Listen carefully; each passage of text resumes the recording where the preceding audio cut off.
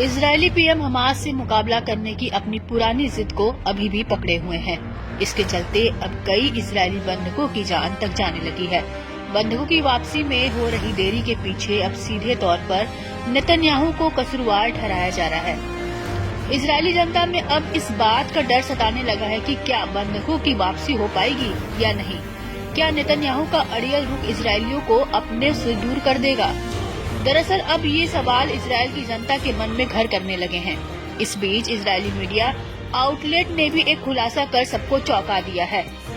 Channel 12 की माने तो दिसंबर महीने में गाजा में आईडीएफ के एक रेस्क्यू मिशन में इजरायली बंधक सहार बरूद की मौत हो गई। दरअसल इजरायली सैनिक इस खुफिया जानकारी के साथ आगे बढ़े थे कि बंधक को गाजा की एक इमारत में रखा गया था, मगर ये जानकारी गलत निकली। दावा है कि वहां कोई और विचारहीन बंधक मौजूद था। लिहाजा इजरायली जवानों ने बिल्डिंग में घुसते ही गोलियों की बौछार कर दी। हमास और आईडीएफ के वार पलटवार से एक गोली इजरायली बंधक के सिर में भी लग गई, जिससे बंधक की मौके पर ही मौत हो गई। इस ऑपरेशन में कई जवान गंभीर रूप से घायल भी हुए थे। वहीं इजरायली मीडिया आउटलेट मारीफ की ओर से कराए एक पोल में बड़ा खुलासा हुआ है।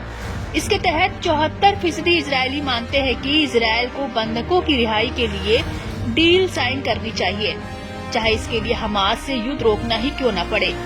इजरायली मीडिया ने आगे बताया कि 7 अक्टूबर 2023 की घटना के बाद इजरायली लोग हर दिन बड़े झटकों को झेल रहे हैं। चैनल 12 की स्टडी में खुलासा हुआ कि इजरायली जनता वो असहनीय दर्द झेल रही है जिसको उसने कभी सपने में भी नहीं सोचा था।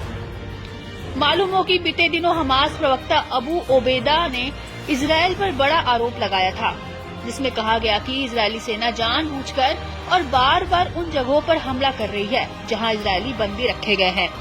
हमास ने दावा किया था कि नेतन्याहू और हलेवी किसी भी तरह से गाजा में अपने बंदियों से छुटकारा पाने की कोशिश कर रहे हैं। बता दें कि गाजा युद्ध को लेकर नेतन्याहू का कॉन्फिडेंट अब उन पर ही उल्टा पड़ता दिख रहा है। इजरायली सेना न तो हमास लड़ाकों को जड़ से मिटा पा रही है, न ही हमास की कैद से इजरायली बंधकों को छुड़ा पा रही है। हमास ने दावा किया कि इजरायली सेना की ओर से बंधकों की हत्या ताकत से बंधकों को आजाद कराने की इजरायली पीएम की नाकामी को दिखाता है। समूह ने जोर दिया कि सैन्य दबाव से बंधकों को आजाद नहीं किया जाता है, बल्कि इससे उनकी मौत होती है। हमास ने कहा कि अगर इजरायल को समाधान चाहिए तो वह सिर्फ तभी मिल सकता है जब वह हमलों को खत्म करे। इजरायली सेना को गाजा से वापस बुलाए और कैदियों की अदला बदली डील के साथ आगे बढ़े। इस दौरान हमास ने खुलासा किया कि लड़ाकों की ओर से बंधक बनाए गए 33 इजरायली बंधक मारे जा चुके हैं, जिनमें से कुछ गायब भी हो गए हैं। हमास ने इन मौतों के लिए इजरायल को जिम्मेदार ठहराया है।